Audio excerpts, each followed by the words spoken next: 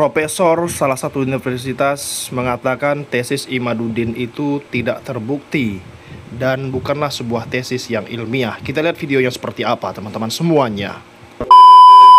Kalau dia teori, katakan saya membuat teori dalam tesis saya ragu. Saya ragu kalau S2 itu membuat teori. Anggaplah iya S2 itu membuat teori. Dalam Imaduddin ini apakah dia mahasiswa pasca sarjana yang sudah lulus di uji tesisnya? Kampus mana?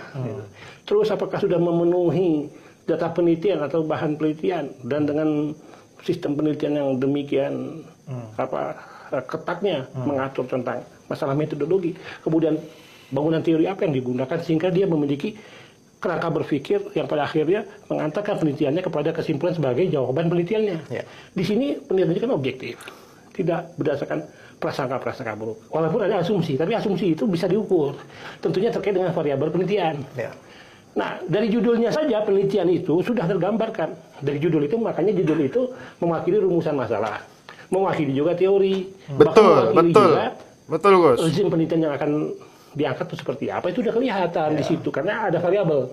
Minimal 2 variabel dalam judul. Nah, judulnya ini apa? Terus akhirnya apa? Membatalkan nasab. Nah, kalau membatalkan nasab, ada tidak penelitian sebelumnya yang mengatakan bahwa hal serupa? Nah, tentu penelitian sebelumnya itu tidak bisa yang sebangun dengan dia. Yang sebangun dengan dia itu tidak bisa dimasukkan. Kalau hanya berdasarkan data yang sedikit, itu tidak bisa. Karena dia harus melakukan penelitian lapangan juga. Kalau mau fair, penelitian lapangan itu demikian susah dan membuat kita pusing. Karena ada penelitian itu menyangkut dengan penelitian sejarah, dikaitkan penelitian empiris lainnya dengan mengambil responden dalam satu populasi, dan itu terkait dengan kegunaan daripada penelitian itu. Hasilnya seperti apa. Nah, ini kalau dia bukan tesis, dinyatakan tesis, berarti itu adalah berita bohong. Oke, baik Bang. Tadi kita kembali ke unsur pasal 28 ya Bang, ayat 2 ya. Yang kalau saya tidak salah kan ada SKB juga sebelumnya ya, SKB 3 lembaga, ada kepolisian, kejaksaan, kemudian Kominfo, terkait dengan uraian pasal 28 ayat 2. Yang kalau 28-nya itu ujaran kebencian atau permusuhan. Di ayat 2, di ayat 3-nya itu kebohongan. Kebohongan. Ya. Di ayat 2-nya itu kan memang yang harus menjadi fokus titik pembuktian itu terkait dengan adanya motif, ya benar Bang? Motif bahwa ada tindakan mengajak, menghasut sehingga muncul kebencian begitu Bang? Enggak gini, itu unsur bukan motif, karena disebutkan secara eksklusif verbis. Oh, dia jadi unsur gitu? Unsur, ketika disebutkan secara terlak, dia menjadi unsur. Jadi kesengajaan, itu kan ada coraknya. Disebutkan itu dengan sengaja dan tanpa hak. Nah, itu dulu. Kalau disebutkan dengan sengaja, hampir seluruh pakar hukum dari zaman dulu sampai sekarang, itu ada 3 kandungan di situ. Dengan masuk akhrohmah, kedua dolus directus, sadar kepastian, ketiga dolus eventualis, sadar kemungkinan. Nah, ini kita perlu tahu. Kalau dengan maksud seseorang mengetahui, menghendaki baik perbuatan maupun akibat. Perbuatan dan akibat diketahui, dikehendaki. Itu dengan maksud tuh akhrohmah. Orang membunuh direncanakan. Berarti memang dikehendaki, diketahui baik perbuatan maupun akibatnya. Matinya orang dikehendaki juga, diketahui juga.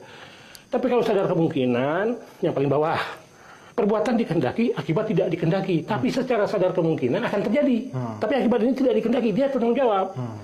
Misalkan, seseorang punya KTP, punya motor, tapi tidak memiliki SIM, tidak memiliki STNK. Ada lampu merah, ada polisi. Karena dia tidak punya SIM, tidak lampu merah, ada razia, dilabras ini lampu merah untuk menghindari razia. Ketika dilabras lampu merah, maka orang lewat. Kemungkinan orang lewat akan tertabrak kalau tidak masuk rumah sakit, kalau tidak ke kuburan meninggal. Kemungkinan itu tidak dikehendaki, tapi dia wajib bertanggung jawab. Ada lagi sadar kepastian, dolus rectus. Kalau sadar kepastian lebih naik sedikit antara kemungkinan dan dengan maksud. Perbuatan dikehendaki, akibat tidak dikehendaki, tapi pasti terjadi. Nah, dulu tuh ada di putusan Hograf itu kasus Thomas van Bremerhaven. Jadi dinamit memang dimasukkan ke kapal untuk dikirimkan. Maksudnya dinamit ini akan diledakkan. Motivasinya adalah agar dapat asuransi ledaknya kapal ini. Tetapi karena ceroboh awak kapal mengangkat dinamit tidak pada tempatnya sehingga jatuh meledak. Tapi itu secara pasti akan terjadi kalau dinamit itu meledak di kapal, kapal pasti hancur. Akibat tidak dikehendaki dia bertanggung jawab. Thomas van Bremerhaven. Nah, terkait dengan Imaduddin, kalaupun seandainya jikalau dia tidak menghendaki adanya kerusuhan, Tapi secara kepastian atau secara kemungkinan dia wajib dipidana. Karena secara kepastian, secara kemungkinan pernyataan itu akan berimplikasi di masyarakat berupa timbulnya kerusuhan, mengganggu ketertiban. Dia wajib dipidana. Terkait dengan itu tadi Bang, kembali kepada unsur yang mengajak itu ya, menghasut kebencian. Itu dan bentuknya perbuatannya apa Bang? Dari yang tadi Abang sebutkan itu. Mengajak, menghasut, itu kan dari ucapan. Oh, ucapannya si peneliti ini? Seolah-olah ucapannya itu didasarkan dari penelitian dia, yang dikatakan tesis. Dan dia dengan yakinnya sangat-sangat mengatakan, Ainul yakin, hakul yakin, dan segala macam lah, saya nggak tahu itu.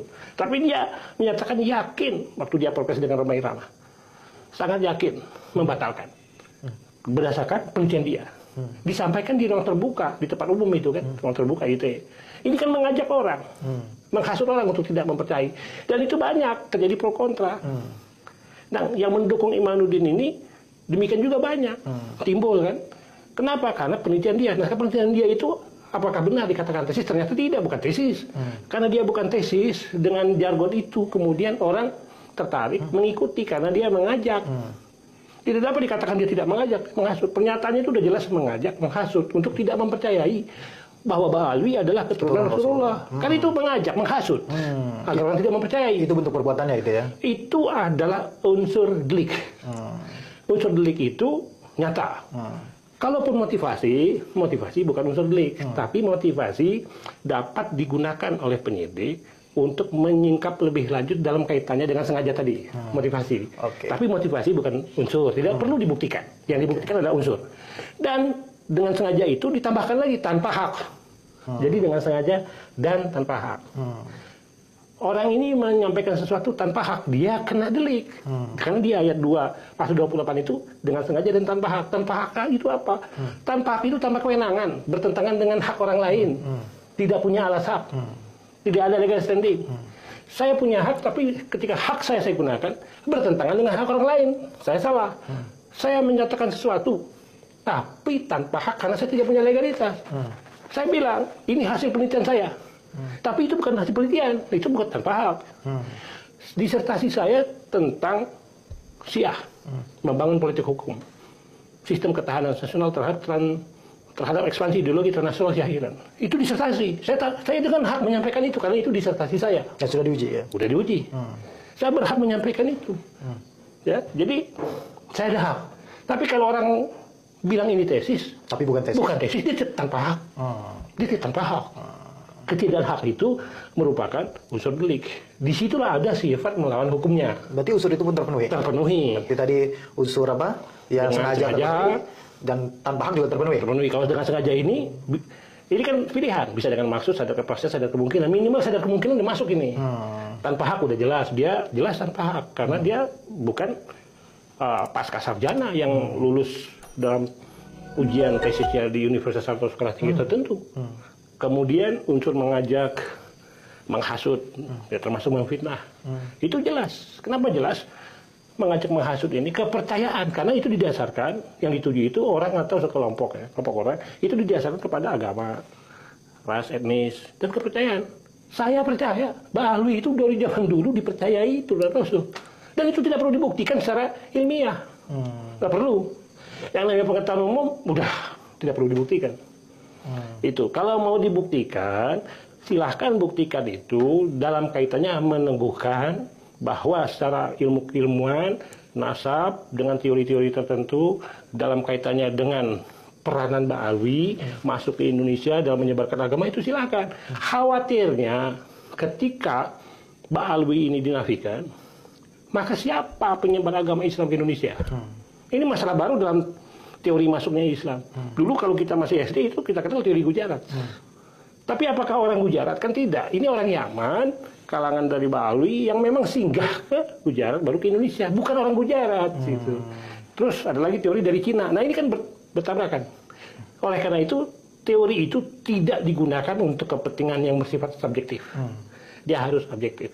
Kalau saya ada rasa sentimen ke seseorang, kemudian saya jadikan itu dalil, motivasi untuk melakukan penelitian, katakan penelitian disertasi, atau sekelompok orang ada rasa sentimen, itu nggak bisa, jadi harus objektif. Karena didasari dengan kepantasan, kejujuran. Jam pasal 28 itu terpenuhi semua unsurnya? Terpenuhi, jelas. Kalau ayat 3-nya itu berita bohong. Berita bohong. Karena berita bohong di sini, dia menyebarkan berita atau pemberitaan itu yang tidak lengkap, tidak pasti, berkelebihan. Kalau yang ini statusnya yang tidak lengkap atau berlebihan atau yang tidak pasti? Ya masuk semua. Masuk semua. Tidak pasti itu bukan tesis. Tidak lengkap, berkelebihan, tidak lengkap ya. Tidak lengkap data penelitiannya.